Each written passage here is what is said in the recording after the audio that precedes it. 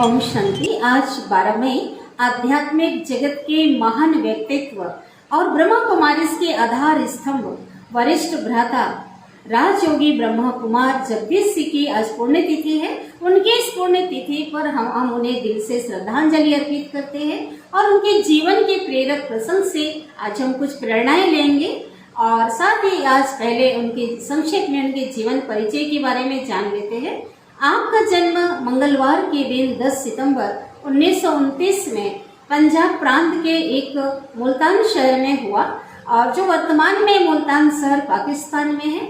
और ये जो शहर है सूफी संत जो भी आदि के लिए बहुत ही प्रसिद्ध था और ऐसे स्थान पर एक संपन्न परिवार में जमींदार के घर में आपका जन्म हुआ और बचपन से ही आपकी जो बुद्धि तीक्ष्ण बुद्धि थी और देश सेवा समाज सेवा और साथ ही ईश्वर के प्रति जो खोज उनकी आपके अंदर जो उत्कंठा उसकी थी।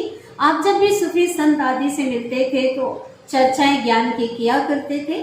आपको घर में सभी ऋषि कहते थे क्योंकि आपके संस्कार ही ऐसे थे। तो आपके पिताजी को पहले से ही पता था कि आगे चलकर ये कोई ऋषि संत बनने वाले हैं, इसलिए कोई आपको कोई जबरदस्ती किसी प्रकार की रुकावट कोई आपके कार्य में नहीं डालते थे। आप जैसा चाहते थे वैसा आप कर सकते थे। आप कॉलेज में प्राध्यापक थे। अब हम जानते हैं कि आप कैसे ईश्वरीय ज्ञान में आपका आना हुआ। आप 1952 में आप ईश्वरीय विश्वविद्यालय के संपर्क में आए। उस समय ब्रह्मा कुमारी जो है संस्था ट्रांसफर कराची से जो आबू पर्वत पे आ चुकी थी और आप जो है इस भारत में आने के बाद आप पहले एक भ्राता थे इस ज्ञान में आने वाले। तो उसमें क्या हुआ कि पहले दिल्ली के कमला नगर में एक ही सेंटर था, तो वहाँ पे जो है उसके पीछे थियोसॉफिकल सोसाइटी थी और वहाँ पे अच्छे अच्छे वक्ताओं को भाषण के लिए बुलाया जाता था। तो वहाँ पे आपने ब्रह्मा कुमारी के बारे में सुना था, उनसे भाषण जो बहनों का आपने सुना था और आपको बहुत अच्छा लगा था। और वहाँ से आपका जो घर है वो 18 किलोमीटर दूर उस इलाके पे था। तो वहाँ पे जो बहनें थी, जो कुंज दादी उस समय जो पटना की जो कुंज दादी थी और उनके साथ कुछ बहनों के साथ वो संडे को जा करके वहाँ भाषण करके आते थे राजयोग के ऊपर।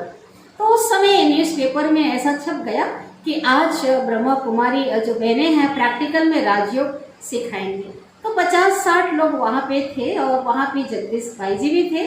और वहाँ पे जब जो कुंज दादी बताते हैं कि जब उन्होंने राजयोग के ऊपर भाषण किया तो पहले से दादी जानकी जी को आमंत्रित कर दिया था कि वहाँ प्रैक्टिकल में राजयोग सिखाना है तो आप भी वहाँ पे जरूर आएंगे। तो दादी जी ने आने को हाँ कह दिया था। तो उनको जब उन्होंने जिस दिन दादी आने वाले थे प्रोग्राम जिस दिन होने वाला था, तो जब वो सुना रहे थे राजयोग का जब के बारे में भाषण जब समाप्त किया तो दादी जानकी जी पहुंचे भी नहीं थे।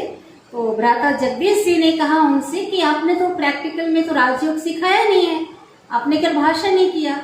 तो दादी जी ने उनको कुंज दादी ने ये कहा कि ऐसे थोड़ी कोई जो है शूज सभी पहने हुए हैं चेयर पे बैठे राजयोग नहीं हो सकता, उसके लिए तो दरी चाहिए और नीचे बैठ करके ही उसे सिखा सकते हैं। तो 10 मिनट के अंदर ये भ्राता ने सारी व्यवस्था कर दी। तब तक दादी जानकी जी भी वहाँ पे पहुँच गए और वहाँ पहुँच गए फिर उन्होंने 10 मिनट राजयोग के ऊपर कुछ बोला और सभी बैठकर योग में सभी बैठ गए। उस समय कमेंट्री आदि नहीं होती थी। और उसके बाद उन सबसे पूछा कि आपने कुछ अनुभव किया। तो जितने भी लोग थे उनमें केवल जगदीश भाई जी ने हाथ उठाया और कहा कि मेरा मन बहुत एकाग्रचित हो गया है, मुझे आगे के ज्ञान लेने के लिए कहाँ आना पड़ेगा, क्या करना होगा। इस तरह से उनकी शुरुआत हुई। तो जब वो सेंटर पर बहुत दूर से जब आते थे और बहुत समय लेते थे, बहुत उनके प्रश्न होते थे, तो उस समय बताती हैं कि मनोहर इंदिरा दादी जी और दादी जानकी जी जो दादी कुंज आदि से भी चर्चाएं करते थे क्योंकि बहुत प्रश्न करने वाले थे और रुचि उनकी बहुत थी। तो किस प्रकार से वो उनका आंसर देना चाहिए, कैसे प्रश्न पूछेंगे, क्योंकि भ्राता जगदीश जी ने बहुत से मूल ग्रंथों का भी उन्होंने अध्ययन किया हुआ था और खास गीता पर तो बहुत ज़्यादा उन्होंने गहरा अध्ययन किया हुआ था। तो बहुत उनके प्रश्न रहते थे। तो उसी समय क्या हुआ, 4 ही दिन उनके कोर्स को हुए थे और उस समय एक न्यूज़पेपर में एक मिरर नामक जो न्यूज़पेपर में ब्रह्मा कुमारीज के लिए छप गया था कि ये ईसाई धर्म की संस्था है।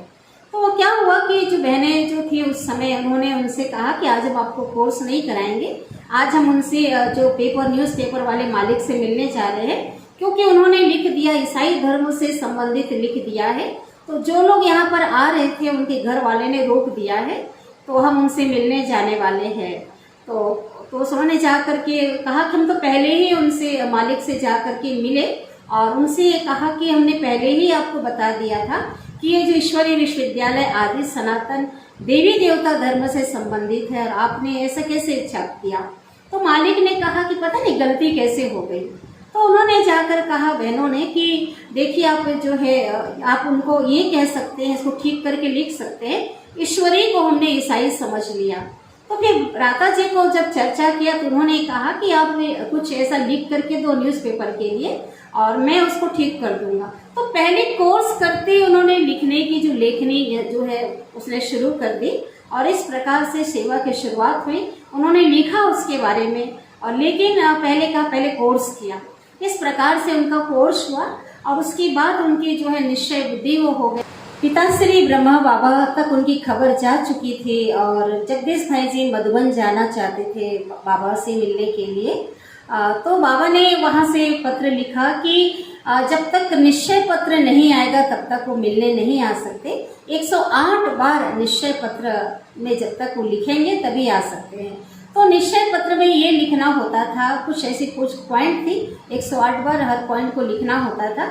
जैसे कि शिव परमात्मा ही जो अमरनाथ है वही अमर कथा सुना रहे हैं, वही शिव परमात्मा ही सोमनाथ सोमरस पिला रहे हैं। तो ऐसे पॉइंट थे जब सब में परमात्मा शिव का नाम आ रहा था।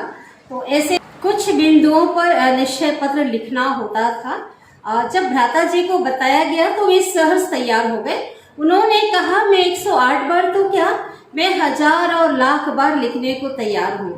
और उन्होंने लिख करके दादी कुंज के हाथ में दिया। और उस समय कमला नगर के सेंटर में बड़ी दीदी जो मनमोहनी दीदी जी, दादी जानकी जी, दादी मनोहर इंदिरा दादी जी सभी साथ में रहते थे। तो जो है नियम की बहुत पक्की थी जो दीदी जो थे, तो उनके हाथ में जाकर के दिया। तो दीदी ने उसे देखा, पढ़ा, तो कहा इसमें 108 बार नहीं लिखा है, इसमें तो केवल 27 बार लिखा है। तो फिर से उस निश्चय पत्र को ले जाकर के कुंज दादी ने भ्राता जी को दिया और कहा आपने तो केवल 27 बार लिखा है। तो उन्होंने कहा पीछे पलट कर देखो क्या लिखा है। तो पीछे लिखा हुआ था कि इसको 4 बार पढ़ा जाए। इतने होशियार बुद्धिमान थे। और फिर से जब ले जा करके जो पत्र को वहाँ पे दिया गया तो दीदी ने ये कहा कि जो है नहीं, यहाँ 108 बार नहीं लिखा गया है। तो फिर जो है जगदीश भ्राता जी ने कहा कि मैं जो है वहाँ जाकर लिख लूँगा, मुझे आबू में जाना है और वहाँ पे जाकर मधुबन में जाकर मैं लिखूँगा और मैं लाख जो बार लिख लूँगा, 1000 बार लिख लूँगा। देखो मैंने भी तो अभी कुछ उस समय जन्माष्टमी पर भी उन्होंने लेख लिखा था, कोर्स करते हुए भी न्यूज़पेपर के लिए भी उन्होंने कुछ लिखे थे। तो मान लिया गया और वो जाने के लिए तैयार हो गए। जब वहाँ पर पहुँचे बाबा से मिलने और बाबा भी जो है उस बच्चे से मिलने के लिए आतुर थे, तो उस समय गीत बज रहा था, आखिर वह दिन आया आज और जिसका था हमें इंतजार, जो गीत बजता है ना। तो उसी प्रकार से जैसे वो गए, बाबा को जब पहली मुलाकात हुई, उन्होंने बाबा को देखा, पिताश्री को देखा, तो दौड़ करके आवाज से जोर से रोके उनसे लिपट गए। तो ये थी उनकी पहली मुलाकात और निश्चय बुद्धि और ज्यादा वो निश्चय बुद्धि बन गए। और उसके पश्चात जो है 1952 में तो ज्ञान में आए और 1953 में 1 साल के बाद ही वो समर्पित हो गए। और बाद में जो है ईश्वरीय आज्ञा अनुसार उन्हें तो माउंट आबू आना पड़ा और वहाँ पे जो रहने लग गए थे। तो एक बार की बात है, उस समय जो थे बहुत से ब्रह्मवत्स जो भाई बहने ईश्वरीय यज्ञ में रहते थे। तो एक दिन जो पिताश्री ने सभी को एक होमवर्क दिया, नाइट के समय क्लास के बाद सभी को कहा कि कल सुबह मुरली क्लास के बाद जो है सभी इस कोई टॉपिक दिया गया कि इस पर सभी निबंध लिख करके लाएंगे, इसे लिखने का काम मिला। उस दिन संयोगवश क्या हुआ कि संयोगवश उस दिन लाइट जो है गुल हो गई। तो सभी जो है वेट करते रहे, लाइट आई नहीं, तो सभी सोने चले गए और सबने ये सोचा कि सुबह जो है हम बाबा को बता देंगे, लाइट नहीं थी, बाबा भी कुछ नहीं कहेंगे, मान जाएंगे। और इस प्रकार से किसी ने नहीं लिखा। लेकिन भ्राता जगदीश चंद्र जी ने जो उस आज्ञा का पालन किया, उन्होंने देखा रोड पर स्ट्रीट लाइट जो जल रही है और वहाँ बहुत धीमे लाइट थे। उन्होंने वहाँ जाकर के बहुत देर रात तक जो है लिखा, उस ऐसे को जो तैयार किया। और सुबह जब मुरली क्लास के बाद बाबा ने पूछा, ब्रह्मा बाबा ने, कि किसने जो है इस पे लेख लिखा है, तो सभी टाल मटोल करने लगे और सबने कहा कि लाइट ही नहीं थी। लेकिन भ्राता जी ने बाबा को वो दिया और बताया कि कैसे वहाँ पे स्ट्रीट लाइट के नीचे जाकर उन्होंने लिखा। तो बाबा बहुत खुश हुए, बहुत उनकी महिमा किया और उस दिन से उन्हें दिव्य दृष्टि का, एक ज्ञान का तीसरा नेत्र जिसे हम कहते हैं, उन्हें एक मिल गया और एक वरदान, उन्हें ईश्वरीय वरदान मिल गया। और साथ ही साथ जो जितने भी अब अपने ईश्वरी ब्रह्मा कुमारी की जो भी किताबें आदि जो भी लिखना था, साहित्य लिखने का उन्हें वरदान मिल गया। और इस प्रकार से जो है और एक सबके लिए एक आज्ञा का उन्होंने पालन किया था, एक प्रेरणा स्रोत बन गए। और अपने जीवन काल में जब तक अंत तक वो जो है संस्था में ईश्वरीय कार्य में सहयोगी रहे, बाबा के अंग संग अपना जीवन बताया। और साथ ही 200 उन्होंने ईश्वरीय साहित्य जो लेख किताबें उन्होंने लिखी, 200 से ऊपर ही थे, और हिंदी, अंग्रेजी और उर्दू में उन्होंने लिखा। और इस प्रकार से उन्होंने देश विदेश की यात्राएं उन्होंने की और अनेक नेशनल इंटरनेशनल जो सम्मेलनों में भाग लिया। और हमेशा वो बहनों को आगे रखते थे, दादियों को आगे रखते थे, यहाँ तक बहनों को भाषण लिखकर भी देते थे और उन्हें अपने सामने भाषण करने के लिए कहते थे। एकदम निरअहंकारी थे, अपने ऊपर कुछ भी यज्ञ का खर्च उन्होंने नहीं कराया, एक्स्ट्रा खर्च जिसे हम कह सकते हैं। एकदम सिंपल उनका जीवन था और इस प्रकार इकोनॉमी के एक अवतार थे भ्राता जी। और ज्योतिष का भी उनको ज्ञान था कि किसी भी व्यक्ति को देखकर वो बता देते थे कि उनकी जो डेथ जो है किस डेट में होगी, कैसे होगी। तो बाद में दादी प्रकाश मणि जी ने उनको मना कर दिया है ऐसे किसी को बताने के लिए। तो एक भ्राता का अनुभव है कि उनको ये लगा कि सबके बारे में तो ये बताते हैं कि इनको खुद का पता है। जब उनके सामने गए, उनके मन में एक संकल्प आया कि इनको पता है कि इनका जो अंत होगा, जो देहांत कैसे होगा। तो इतनी ज़्यादा उनके अंदर प्यूरिटी थी, एकाग्रता की शक्ति थी, उन्हें तुरंत उन्होंने उनके संकल्पों को कैच कर लिया और कहा कि आप क्या सोच रहे हो। तो उन्होंने बताया कि मेरा जो अंत होगा ना, मेरा देहांत 72 वर्ष की आयु में होगा और जलोदर नामक बीमारी से होगा। और सच में वो समय भी आया कि 72 वर्ष की उम्र में ही जो उन्होंने जो संपूर्णता को प्राप्त किया, अपने शरीर का त्याग किया। तो ऐसे बहुत ही जो प्रेरणा मूर्त, आदर्श मूर्त, बाप समान, एक बल एक भरोसा रहने वाले और यज्ञ के कर्णधार जो भ्राता जगदीश जी की जितनी भी महिमा करे उतनी ही कम है। तो हम पुनः उन्हें नमन करते हुए श्रद्धांजलि अर्पित करते हैं। और आज भी वो कहीं ना कहीं एक नए कार्य में, परमात्मा के ईश्वरीय कार्य में एक नया जन्म लेकर वो कार्य गुप्त रीति से आज भी वो कहीं पे कर रहे हैं। तो आज उन्हें हम सभी याद कर रहे हैं।